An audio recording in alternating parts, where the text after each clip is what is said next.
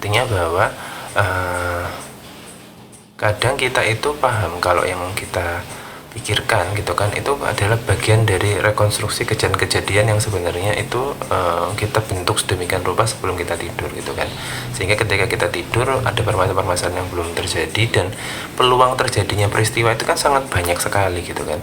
Dan kebetulan pas kita hadir di pagi hari bangun atau kita beraktivitas sama orang lain dan kok posisinya cocok, itu ada campuran antara bagaimana kita berharap atas solusi atas yang kita hadapin, kemudian juga ada tentang permasalahan-permasalahan di masa lalu yang belum selesai, dan juga tentang bagaimana kenyamanan-kenyamanan setelah ketidaknyamanan kita, tentang bagaimana kita harus merespon sesuatu. Jadi kombinasi di antara 4 hal itu akan akhirnya membentuk peluang terjadinya perilaku atau kondisi yang itu mirip dengan kondisi saat kita bangun. Nah, apakah ada hubungannya dengan memori? Bisa jadi iya gitu. Tapi sebenarnya kalau kita cek lebih lanjut sebelumnya itu belum ada penelitian lebih lanjut tentang deja vu itu sendiri gitu kan. Karena memang yang lebih dibahas lebih lanjut oleh para ahli adalah tentang memori, kapasitas kognitif, dan kemampuan bagaimana kita merespon sesuatu berdasarkan cara kita berpikir gitu. Dan kalau kita membahas tadi yang saya bahas sebelumnya tentang deja vu sendiri, apakah itu akan seperti itu? Nah, itu bisa jadi salah satunya itu. Jadi peluang terjadinya sesuatu itu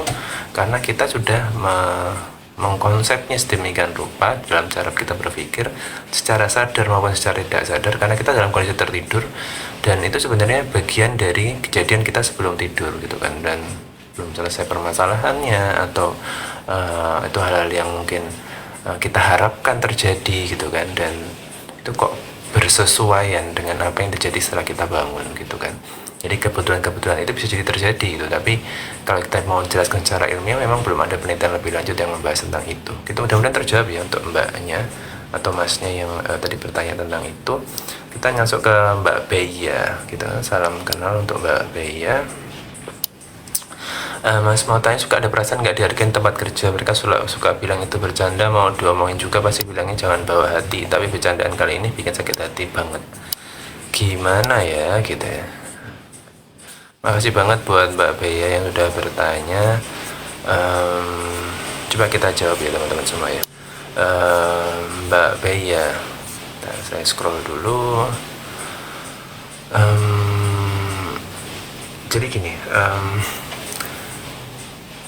kalau kita ngomong kondisi lingkungan sekitar itu, seperti saya bilang tadi, kondisi psikologi sosial atau psikososial, kondisi psikologi yang dihubungkan dengan respon lingkungan sosial atau psikososial itu tadi saya bilang, itu pasti berbeda-beda gitu ya, tergantung lingkungan sosial kita tuh kayak gimana. Kalau kita tadi barusan ngebahas tentang tempat kerja, tentu tiap tempat kerja pasti punya karakteristik atau budayanya masing-masing, dan budaya itu tuh nggak serta-merta muncul gitu aja gitu kan, dan budaya itu juga bukan hasil bentukan dari satu orang saja, tapi itu hasil kolaborasi atau kesepakatan bersama gitu kan, tentang orang-orang yang ada di dalamnya. Atau kita bilang bisa jadi ini sadar atau tidak sadar, itu sebenarnya sudah bagian dari kondisi yang sehari-hari rutinitas terjadi di lingkungan kerja itu.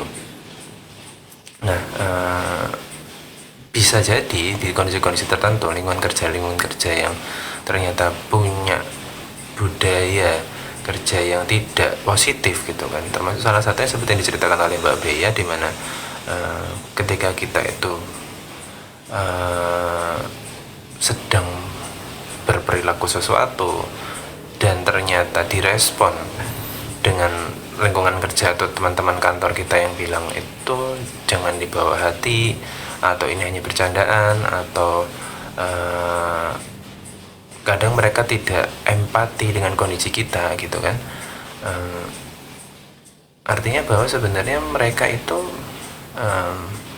bisa jadi secara tidak sadar memiliki kesepakatan bersama untuk melakukan hal seperti itu, dan itu jadi sebuah budaya di lingkungan tersebut, yang artinya bahwa kita nggak bisa cuma menyalahkan satu atau dua orang saja yang kebetulan berinteraksi sama kita, tapi bisa jadi ini sumbangsi dari orang-orang yang lebih dulu, lebih awal, lebih senior ketika berada di lingkungan ini. Bisa jadi seperti itu, tapi juga bisa jadi memang ini karakteristik satu atau dua orang yang secara konsisten seperti itu terus gitu kan. Nah, kita lihat dulu apakah respon yang kita nggak dihargain gitu kan, respon yang muncul dari lingkungan sosial kita yang itu suka bilang kalau apa-apa jangan dibawa hati gitu kan, tapi ternyata yang dia obrolin atau kondisinya itu benar-benar yang sampai kena ke hati gitu kan, maka kita harus pastikan gitu kan bahwa memang itu kondisi yang benar-benar seperti itu. Maksudnya kita harus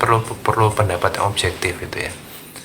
Kondisi yang kita alami tentang perasaan tidak nyaman atau bercanda atau kita sakit hati atau kita sedang bahagia itu kan perlu divalidasi gitu kan, sehingga artinya untuk menilai sesuatu, untuk merasakan sesuatu, memutuskan sesuatu, berpikir tentang sesuatu itu tuh nggak bisa kita itu secara subjektif langsung menilai bahwa ini udah sesuatu yang bersifat generalisir gitu kan, bahwa oh ini kayak gini, semua orang kayak gini, setiap aku di kantor aku selalu dibegituin, aku dibecandain dan segala macam.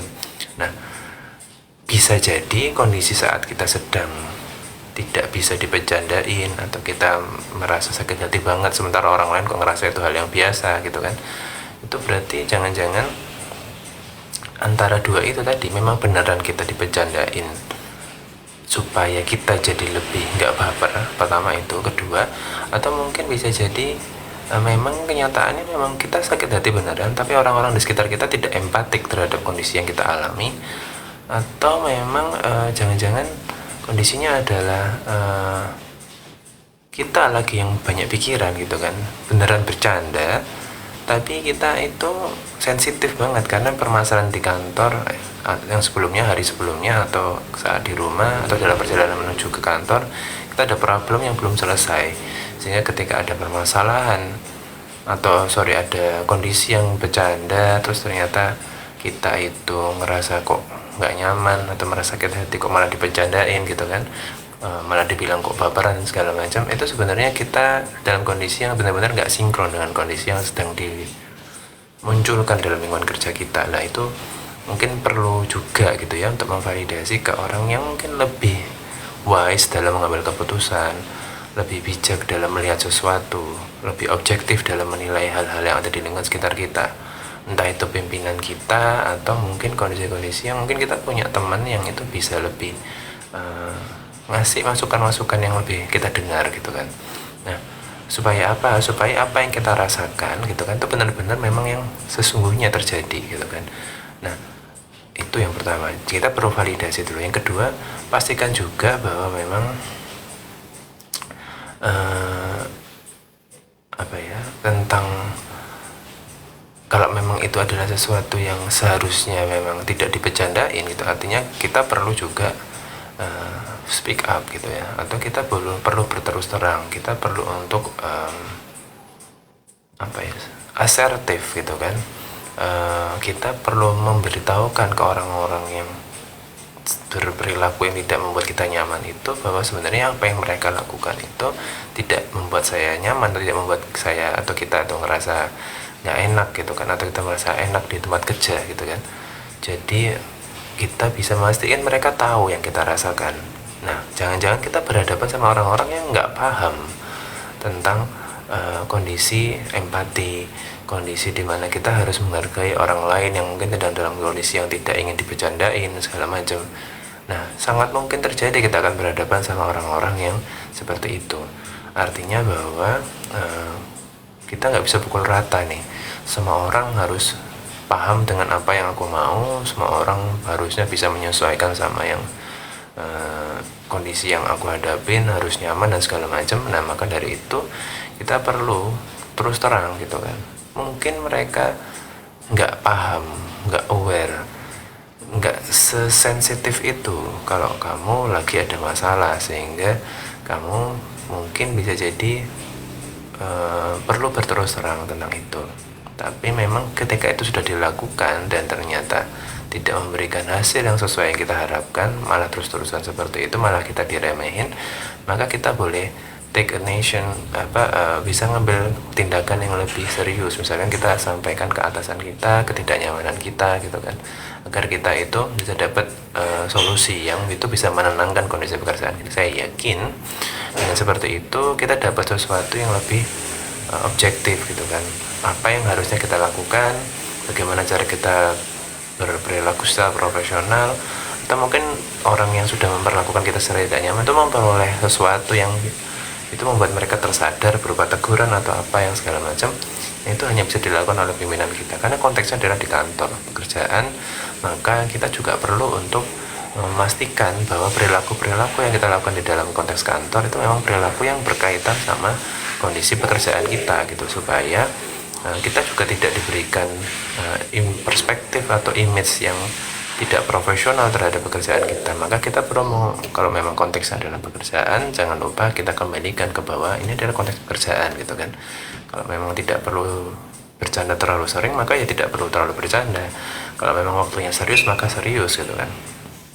Jika kondisinya tidak sinkron, maka kita perlu minta pendapat orang yang lebih punya wewenang atau punya otoritas lebih tinggi gitu kan, supaya kita bisa menemukan solusi yang lebih baik gitu, dan kita nggak salah langkah.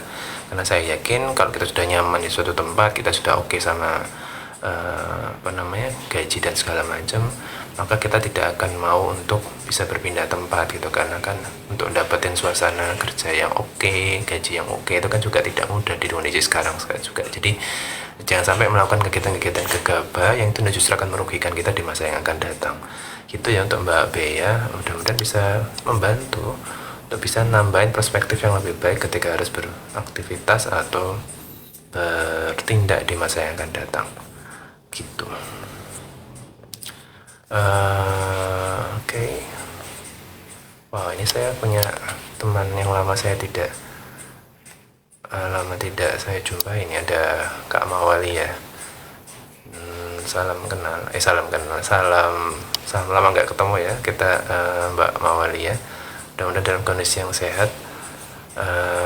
Ada Mas Jamal 1419. Nah ini ada pertanyaan dari Mas Jamal 1419. Sebenarnya Mbak Bea ini staf baru atau mungkin sudah senior di lingkungan kerjanya. Nah, itu juga akan punya sumbangsih ya, karena kadang-kadang ada beberapa kondisi orang-orang yang lebih senior itu bahasanya itu sok senior, sok asik, sok berwenang gitu kan, yang kadang membuat staf yang lebih muda atau staf yang baru masuk itu juga tidak nyaman dengan kondisi yang kita ini anak baru harusnya diberikan suasana yang nyaman. Ya itu kadang memang seperti itu bahasanya kalau konteks di kantor mungkin semacam di pelonco atau di ospek gitu ya, dan sangat menuntut bagaimana cara kita beradaptasi di lingkungan sekitar kita gitu ya. Nah ini ada situasi yang terbalik nih dari Mas Jamal, malah kondisinya kalau seniornya nih malah tidak dihargai sama juniornya. Nah ini berarti artinya kan kita berada di lingkungan yang berbeda-beda gitu kan. Ada kondisi di mana budaya kerjanya itu sangat welcome kepada staf junior. Ada di lingkungan kerja yang berbeda juga, itu malah anak baru harus hormat sama seniornya, senioritasnya tinggi banget sehingga dikasih kerjaan yang lebih banyak dan segala macam itu kan.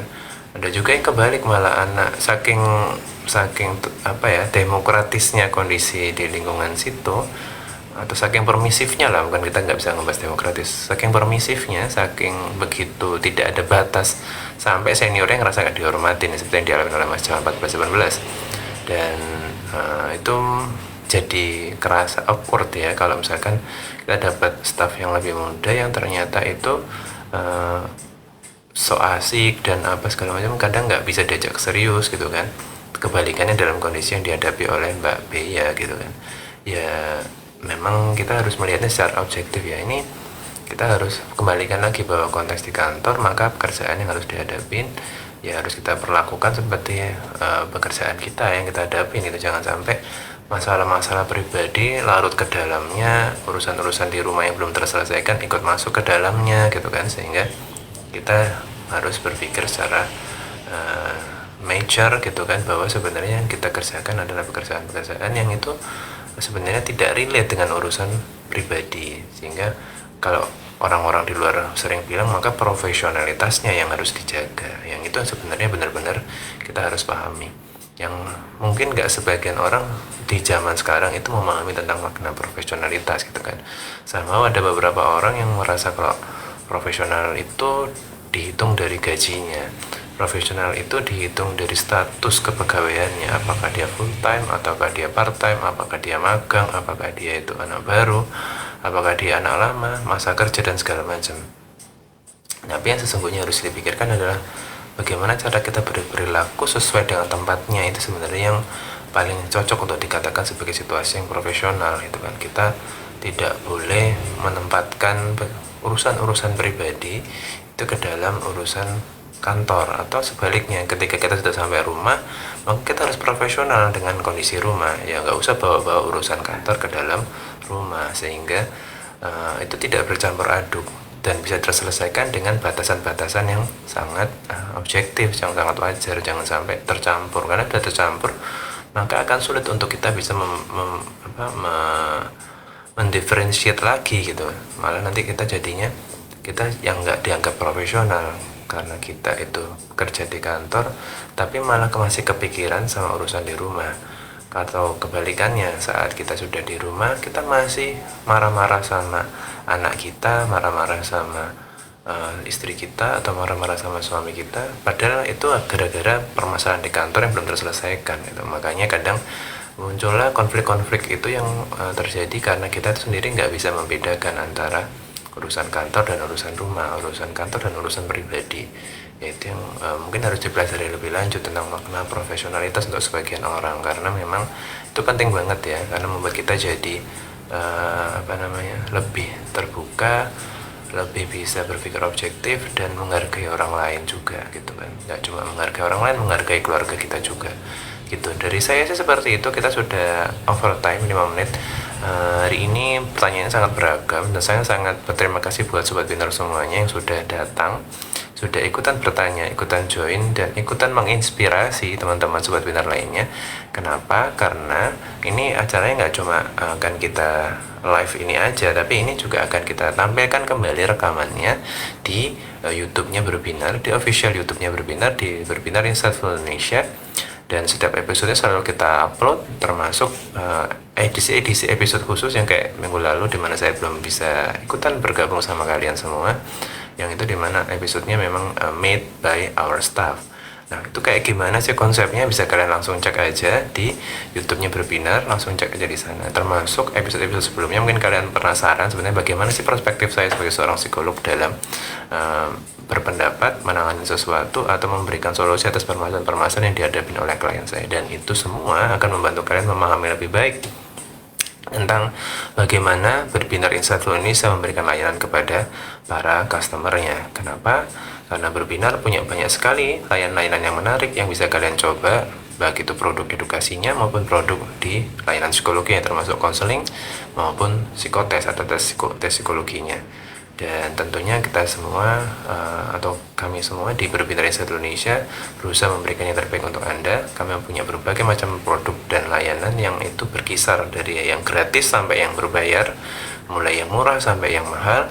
Tentunya itu disesuaikan dengan kemauan, kenyamanan, dan kebutuhan dari customer kami. Jadi komunikasikan kebutuhan kalian kepada admin-admin kami di berbagai sosmed kami,